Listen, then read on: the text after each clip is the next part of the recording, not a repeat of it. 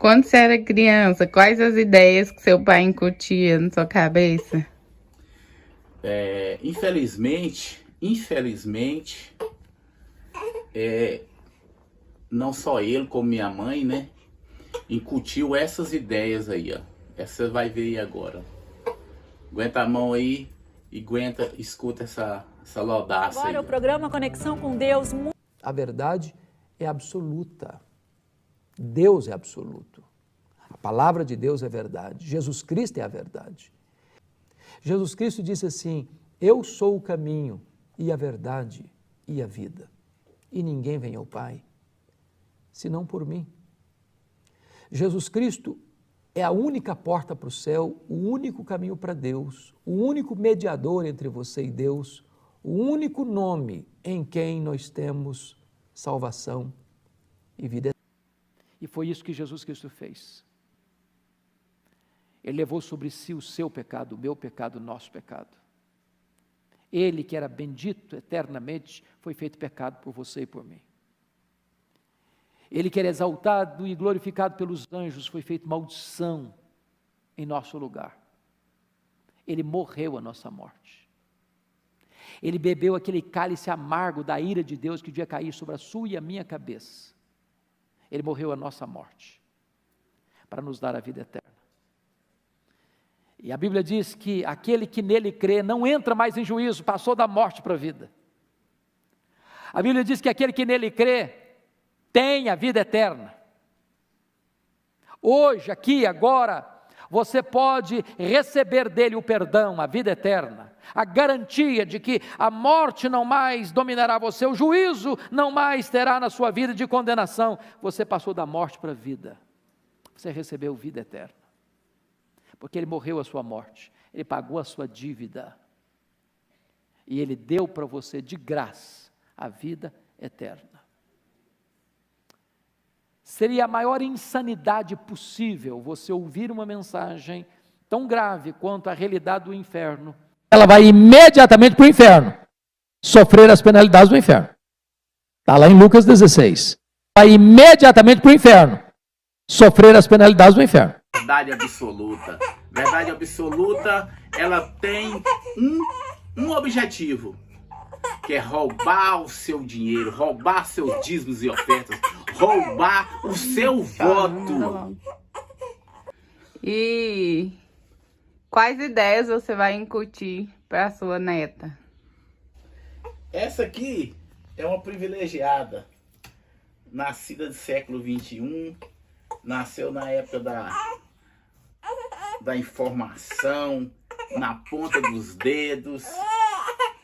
Então, essa aqui, o que eu vou incutir na cabeça dela é esse tipo de coisa aqui.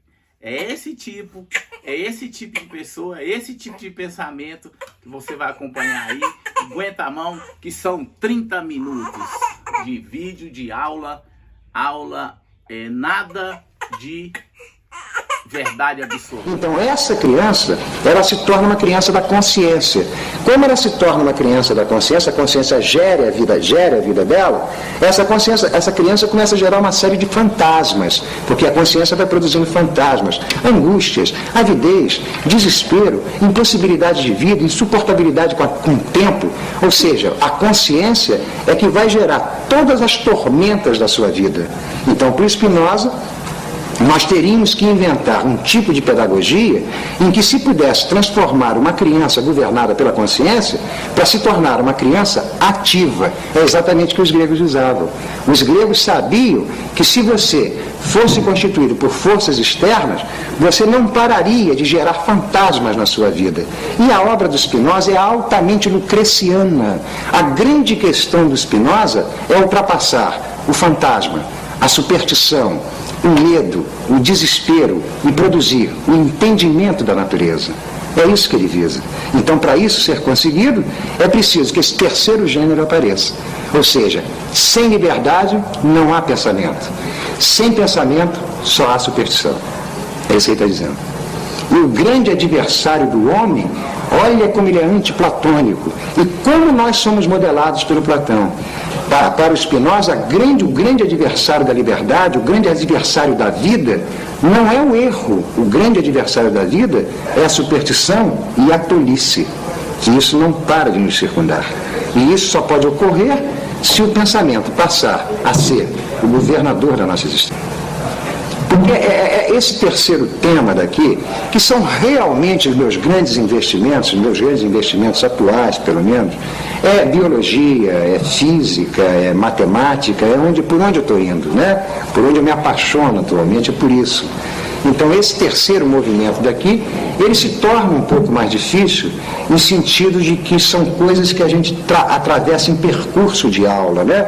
Grandes movimentos de aula. Eu faço as coisas mais incríveis, eu dou aulas aqui, eu tenho vários alunos meus, que eu dou aula, inclusive sem citar o Spinoza, eu trabalho com Pierre Clastres, trabalho com Gordon Childe, tudo para puxar um Spinoza lá na frente, né? Visando puxar ele. Então, nesse terceiro gênero do conhecimento, nessa questão do Spinoza e o terceiro gênero do conhecimento, Spinoza e a natureza, o Spinoza vai romper literalmente, com toda a tradição do pensamento de natureza que nós temos no Ocidente. Vai romper literalmente. Porque para Spinoza, a natureza não se explicaria por esses modelos que nós temos. A natureza, para Spinoza, é alguma coisa, vou chamar, do que os medievais chamam de singularidade, força das singularidades. Ou seja, para o Spinoza, se você quiser entender a natureza, coisa muito diminuída, viu? Se você quiser entender a natureza, não leve o seu discurso, não leve a sua prática semiótica para querer dar conta da natureza, procurando encontrar os significados da natureza. Por quê? Porque a natureza não tem nenhum significado. A natureza é um campo de força, é um campo de passagem, é um campo de devenires, é um processo, é um confronto.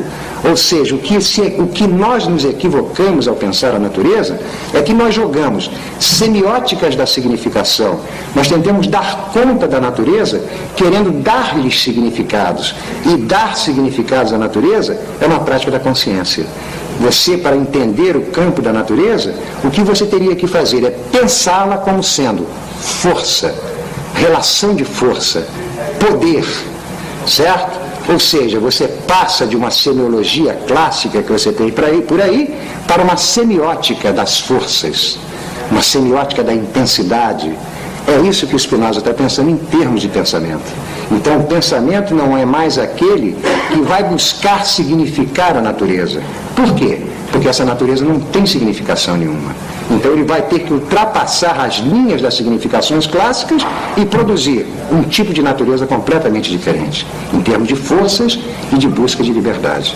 Veja aqui, investigação científica. Quando você fala em investigação científica, não é dizer que Spinoza não é um pensador das ciências, ele é um terrível pensador das ciências. Mas o que ele está objetivando ao pensar as ciências é exatamente ultrapassar aquilo que eu coloquei, superstições e tolices, para pensar as ciências num campo de forças. Se poderia citar alguma ciência que no mundo moderno é espinosista? Sim. A biologia molecular, talvez a física quântica, certo? Talvez determinadas práticas de literatura, determinadas práticas de história seriam espinosistas. Espinosistas no sentido de que Spinoza está pensando as ciências, mas ele está fazendo uma semiótica inteiramente diferencial. Ou seja, há ciências que seriam ciências até mesmo de primeiro gênero do conhecimento. Ciências fantasmáticas, ciências da significação, ciências da tolice.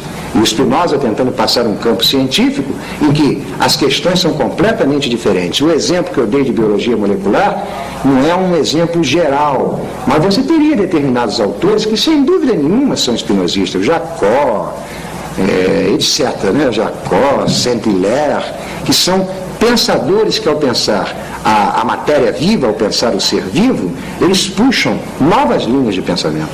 Então há uma ciência espinosista, sem dúvida nenhuma, como há uma filosofia espinosista, como há uma arte espinosista, como há uma música, e fizeram a obra dele passar. Aliás, nós não podemos pensar nenhuma obra que não seja assim.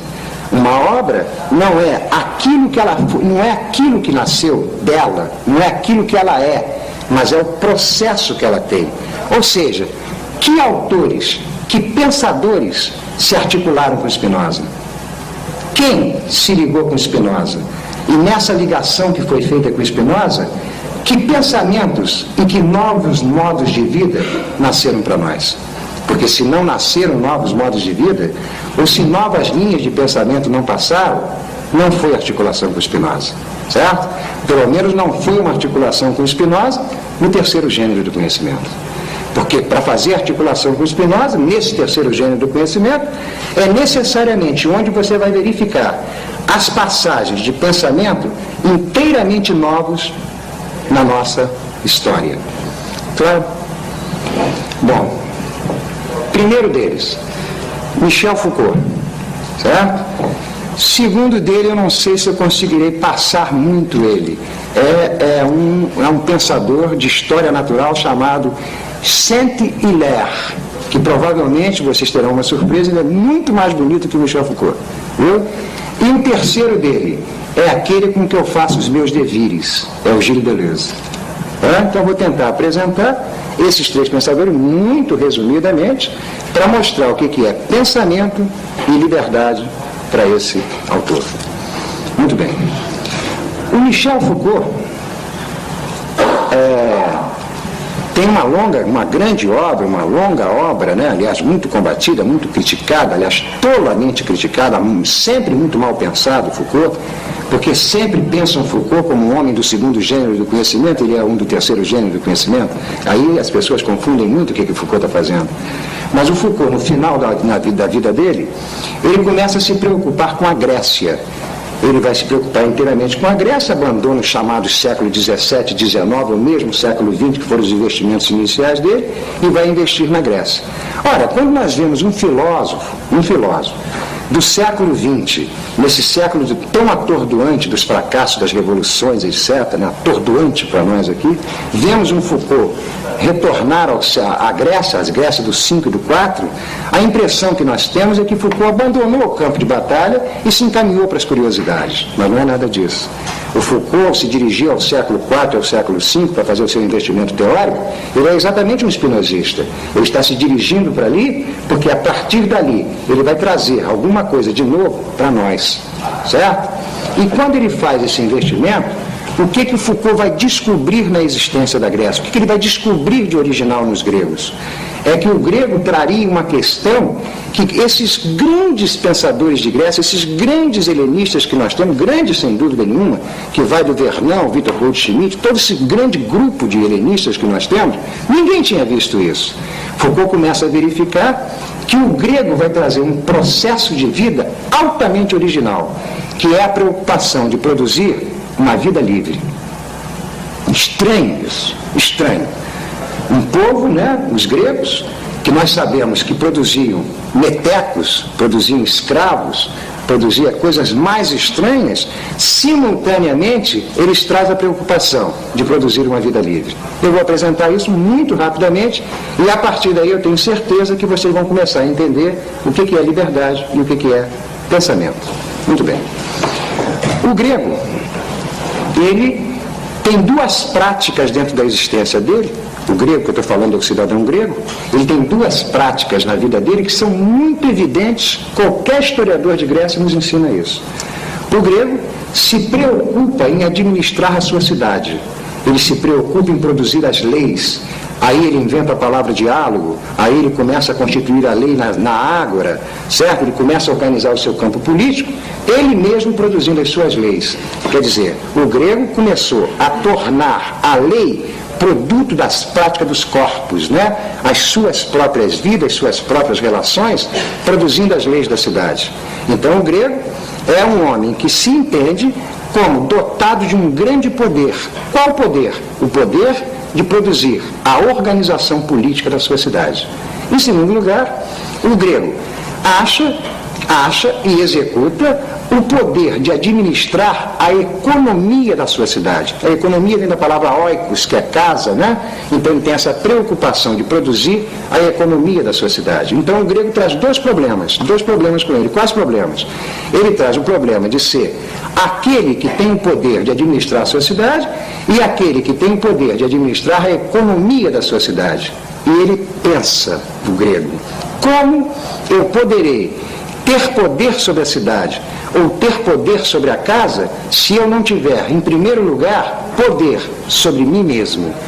Né? Então, o grego, ao fazer essa prática de poder sobre a cidade, poder sobre a economia, ele libera uma terceira questão, que é o poder sobre si próprio. E ao levantar essa questão de poder sobre si próprio, é exatamente o momento que ele está levantando a questão da liberdade do pensamento. Por quê? Porque o grego vai achar que a única maneira que ele pode fazer uma prática de poder, de administração, seja da cidade, seja do seu campo econômico, é um momento em que ele tiver poder sobre si próprio. E a partir daí o grego inventa uma prática muito nova, que se chama relação agonística de si consigo próprio. O que é isso? O grego coloca que todos os homens trariam dentro dele múltiplas forças, forças que tenderiam para o fora, forças que tenderiam para o religioso, forças que tenderiam para o supersticioso, forças que tenderiam à submissão e forças ativas. Então, o grego vai colocar que um homem só pode se constituir livremente se ele realizar a si próprio como um campo de batalha, se ele realizar a si próprio como um confronto de forças. Forças vão entrar em luta dentro de si próprio, é isso que o Foucault está chamando de confronto agonístico, exatamente a maneira espinosista, forças que vão entrar em luta, em confronto consigo próprio, para produzir uma vida livre. Ou seja, o homem é livre na hora que as forças ativas dominarem as forças que tendem à submissão. O grego está produzindo, a partir daí, o que se chama uma estética da existência. O que é isso? É que, quando nós pensamos a categoria de arte, nós sempre pensamos a arte como um produto, algo que os homens produzem, né? Um produto que é oferecido ao mundo, oferecido ao mercado, e os gregos vão pensar a estética em termos de existência, ou seja, a questão estética do grego não é produzir um objeto do fora dele, mas é produzir uma vida bela. E produzir uma vida bela é o momento em que você tiver liberdade. E essa liberdade é o momento que as forças ativas dominarem as forças reativas. É o momento em que o pensamento, ou o terceiro gênero do conhecimento, conforme Spinoza, dirigir a sua vida. Então o grego se preocupa em produzir essa estética da existência, essa vida superior, essa vida livre, porque para ele a liberdade só é conseguida no momento em que quem dirige a sua vida é você mesmo. Ou seja, o grego está dizendo que só há liberdade quando a causa da minha existência vier de dentro de mim. Claro aqui? Foi bem aqui? Está sempre aberto para pergunta, viu? Pronto aqui, não posso ir mais aqui. Certo? Não posso ir mais aqui.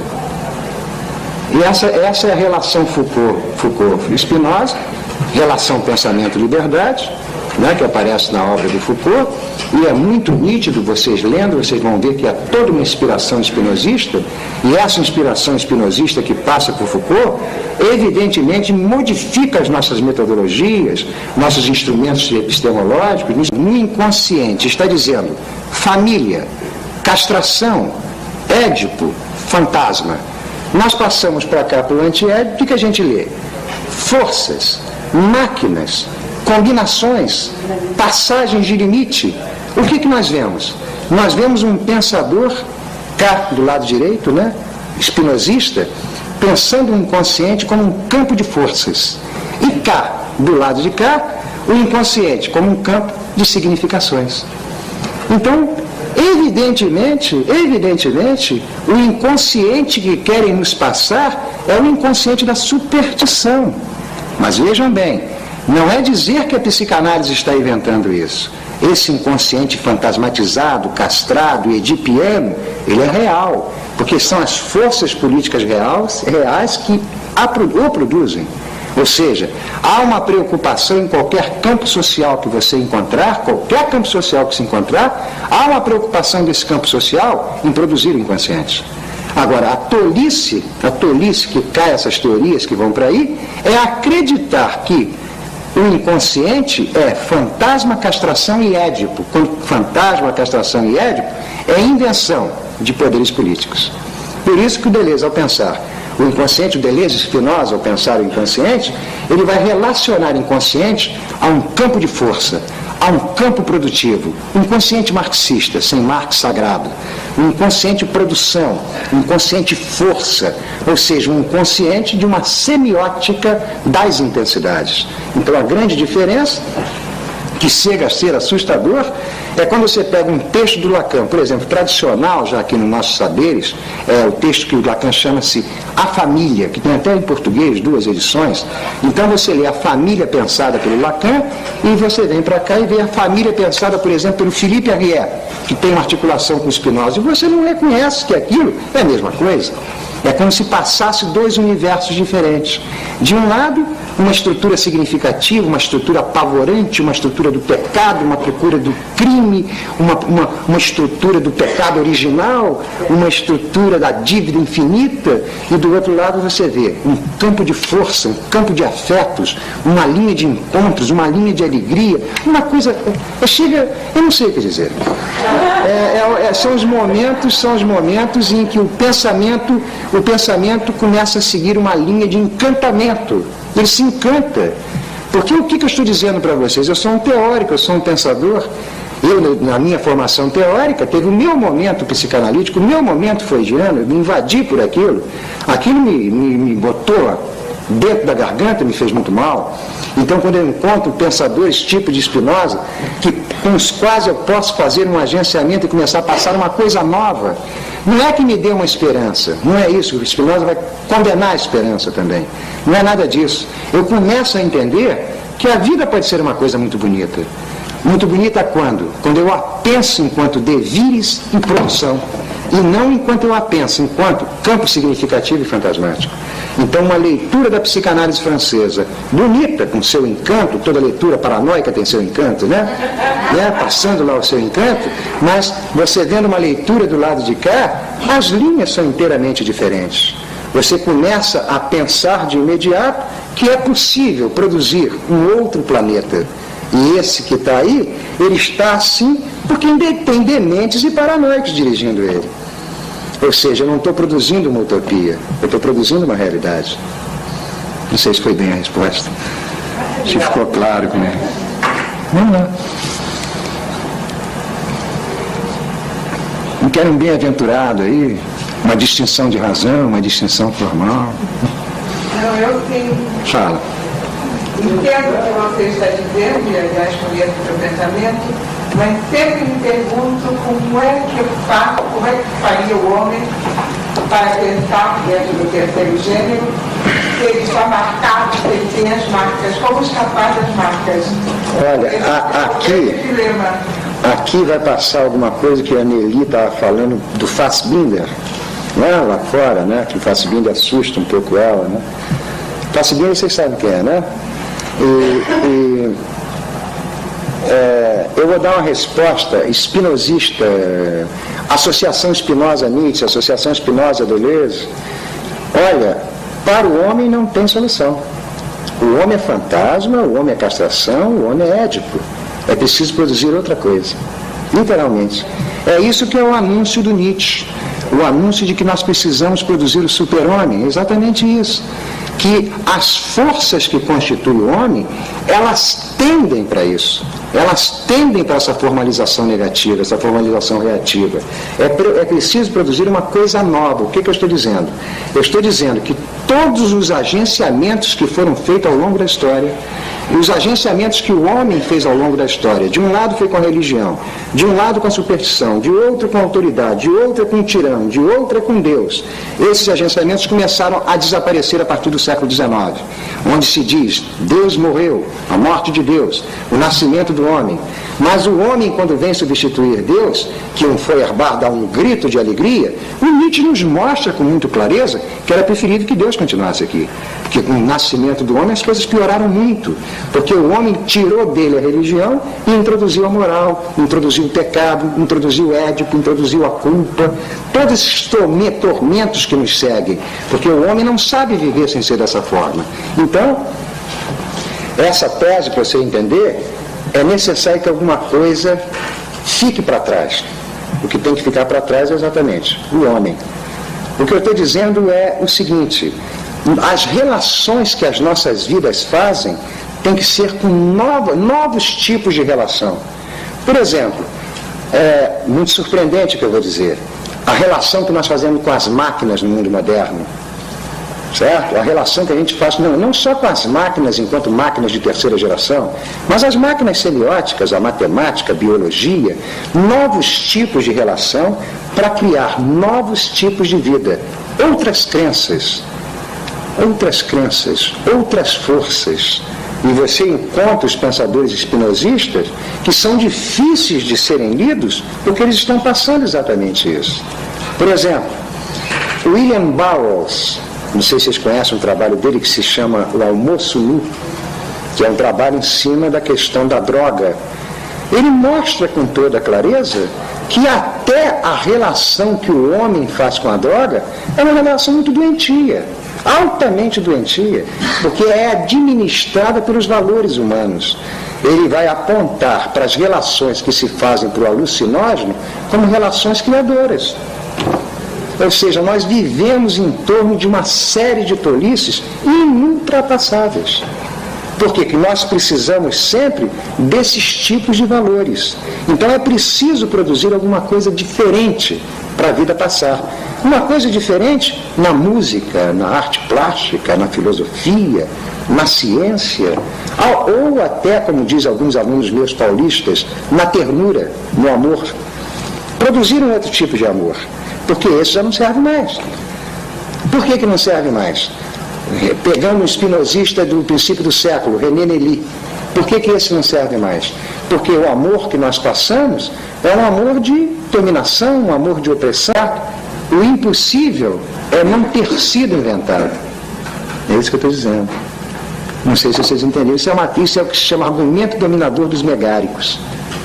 Eu acho que eu já passei isso em aula. Só é impossível o que não foi inventado. Porque a teoria da invenção se opõe à teoria da descoberta.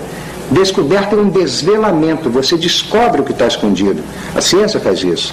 A invenção é uma produção, ou seja, se algo não for descoberto hoje, vai ser descoberto amanhã. Se algo não for inventado hoje, não vai ser nunca. Porque hoje é que os elementos estavam reunidos para serem conjugados. A invenção é uma potência, um poder da vida. Então há uma diferença entre a noção de lei que você colocou. A lei não é uma escrita, não é uma escrita prévia à relação dos corpos, embora nós pensemos assim a partir da invenção do Estado. Né? Mas a escrita não inventa a lei, a escrita é um mero efeito, são meras marcas. O que tem são relações de forças na natureza. Então toda a natureza se explica por essas relações de forças. Não adianta você querer ultrapassar isso. Exemplo, a entropia, segundo o princípio da termodinâmica, é uma realidade da física. Está aí. Está aí a entropia, né, que caminha, né, para o fim calorífico, né? E a vida é o quê? É nega-entropia. A vida é exatamente a negação de entropia. A vida, para se dar esse planeta, o que a vida teve que entender primeiro? A entropia. Porque isso é intransgredível, a natureza não é transgredível. Transgride-se as leis dos homens ou do social. Na natureza, não. Você pode colocar isso em geral. Em geral, você pode dizer que neste momento, neste lugar, você tem um sistema que permite isso. Mas, na verdade, você tem totalidade do universo, a entropia. Sim, isso daí é mais ou menos a teoria dos mundos possíveis do Leibniz, que se aproxima do que Spinoza está dizendo. Certo, em outro tipo de mundo, outros acontecimentos, outras relações de corpo, né, outras questões. Se você tomar a totalidade... O Spinoza não pensa a totalidade. Ele não tem um universo fechado. Ele não tendo essa totalidade, não tendo esse universo fechado, ou a noção de totalidade de Spinoza é um pouco diferente, é melhor dizer assim, o mundo que ele pensa é completamente diferente. É um universo aberto, a maneira de obra aberta de Humberto Eco. É isso mesmo. Se você pode jogar uma teoria das artes para a física, usa Humberto Eco. É uma teoria de obra aberta. É uma natureza que não para de se construir. Ela nunca esteve pronta, está pronta ou estará pronta. Nunca.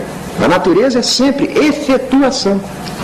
Porque a nossa tendência, né, é acompanhar aristotelicamente, ou as tradições aristotélicas, é pensar que a natureza se encaminha para um fim, vai se realizar num fim.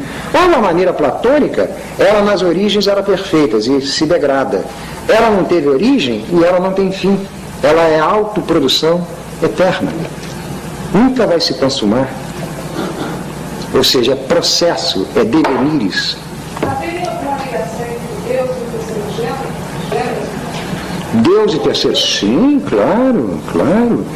A questão do Spinoza, quando fala em religião, ou quando ele fala em amor, ele fala no amor do primeiro gênero, no amor do segundo e no amor do terceiro. Fala numa religião do primeiro, do segundo e do terceiro. Por exemplo, a religião do primeiro é a religião do terror, a religião da obediência. Adão, pecador, isso é a religião do primeiro. Ou seja, uma religião do terceiro, uma episteme do terceiro gênero, é a partir de Deus. Mas não é o Deus do primeiro gênero, logo não é o Deus da teologia tradicional. Não é o Deus da teologia tradicional. Porque esse Deus do terceiro gênero é o Deus natureza. Você, para fazer uma prática de terceiro gênero, você tem que entender as leis da natureza. Isso que é o terceiro gênero para ele. Você não precisa rezar para ele. Porque quem reza é o homem do primeiro gênero, que obedece a Deus, busca graças de Deus. Ou seja, no terceiro gênero é entendimento da natureza. Não sei se foi claro, viu? Então, sim, sem Deus não há terceiro gênero. É um momento muito difícil para te explicar tecnicamente isso daqui, seria uma teoria da essência, da existência, é impossível tecnicamente eu te explicar numa aula só, mas o que Spinoza está dizendo é que sim, associação com Deus para passar uma vida superior. Porque Deus é a natureza para ele. É muito parecida aqui uma associação que o Spinoza faz com aquele menino do século XVI, o alquimista do século XVI, o Paracelso. O Paracelso, quando pensa a natureza, ele não para de dizer isso. A natureza nunca será minha mestre. A natureza é aquilo que eu tenho que me associar com ela. É associação de potência. Aí sim, Spinoza pensa a mesma coisa. É associações, composições, conjugações. É assim que você vai passar a sua vida. E é por essas conjugações que o pensamento pode aparecer. Então o homem ainda não está preparado para passar por esse gênero. O Spinoza não diz isso não, viu? Não. Isso é questão já de alguém mais barra pesada, que é o Nietzsche, né? O Spinoza diz que esse terceiro gênero, que ele chama de estado de beatitude, estado de alegria perfeita, porque há uma alegria de primeiro, uma alegria de segundo, uma alegria de terceiro. Ele diz que há uma alegria de terceiro gênero, que é a beatitude, que é a associação com Deus. Então ele está preparado. Ele entrou. No início você falou que Deus não cria, ele Produz, né? No terceiro gênero aí, ele não cria. Não, filha, veja bem, porque eu comecei por utilizar a categoria de criação, a ideia de criação, sob os atributos da teologia tradicional. Foi assim que eu utilizei. Ideia de criação mais atributos de teologia tradicional. Agora eu já estou falando em criação, atributos, terceiro gênero de conhecimento. Certo? Criação agora está sendo pensada como uma coisa diferente. Porque para Spinoza, o puro fato de Deus criar uma natureza, olha só que coisa bonita. A teologia tradicional nos diz, Deus criou uma natureza. Ora, se Deus criou uma natureza, significa que antes dele ter criado, não existia essa natureza. Ele criou num dado momento, então a natureza aparece num dado momento. Antes da natureza ter sido criada por Deus, ela não existia. Significa então que Deus muda de opinião. Porque ele passou a não concordar mais com o que existia antes, produz uma coisa nova. É um Deus impotente, o Deus da teologia tradicional, que muda de ponto de vista. É isso que ele está combatendo. Combatendo um Deus impotente, que muda de ponto de vista. E é esse que é o Deus criador. A categoria de criação que nós temos é muito ligada à teologia tradicional. Nós fomos feitos à imagem dele? Olha, eu acredito que está certo. Fomos feitos à imagem desse Deus que está aí, impotentes como ele. Exatamente. Aí você tem uma coisa muito bonita que você colocou, a questão do catecismo, né? Nós fomos feitos à imagem e à semelhança de Deus. E o que é o demônio? O que é o demônio? O demônio é aquele que mantém a imagem, logo a estética, mas perde a semelhança, logo a ética. Spinoza é o demônio. É belo como Deus, mas é um terror demoníaco, porque ele está passando todo um pensamento da natureza. Provavelmente Spinoza era um associado, não foi, né? Mas se associaria a feiticeiras, a bruxas, certo? E aí feiticeiras e bruxas não seriam seres mágicos e religiosos, não. Seriam pensadoras da natureza. Aí leiam Michelet. Vocês vão pegar um espinosista. Leiam lá que vocês vão ver. Deixa eu termino, continuo, eu vou ter mais perguntas. Né? Senão vai virar isso daqui chamada dívida infinita, né? Vai toda a vida. Hein?